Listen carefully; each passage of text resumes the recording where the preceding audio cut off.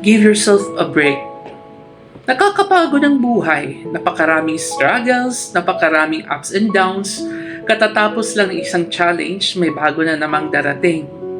Minsan, nagsasabay-sabay sila at hindi na natin malaman kung alin ang uunahin.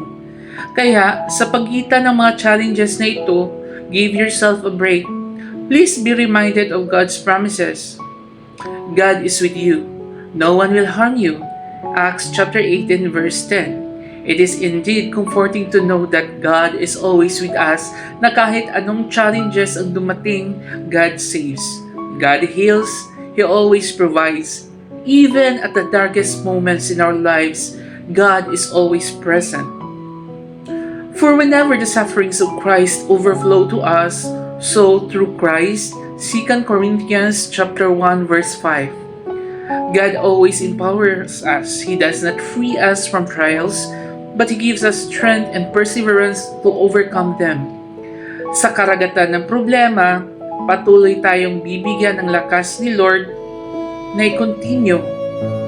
Push mo lang, ipupush ka rin ni Lord to persevere. God's grace is enough. 2 Corinthians chapter 12 verse 9. Totoo to. Walang makakapantay sa biyayang kayang ibigay ni Lord. Sa kabila ng kahinaan at kasalanan natin, hindi magbabago ang biyaya ng Diyos since day one. Mahal ka ng Diyos.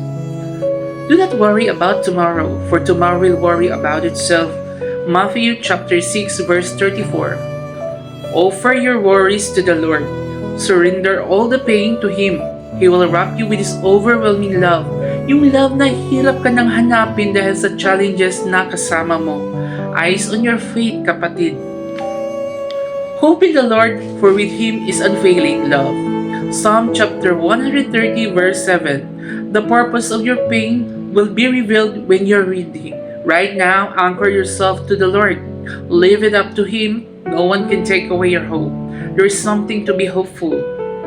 Dear friends, maybe right now you're going through pain and suffering.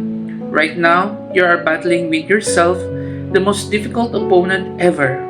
But please, do remember that you, being God's child, will always find peace.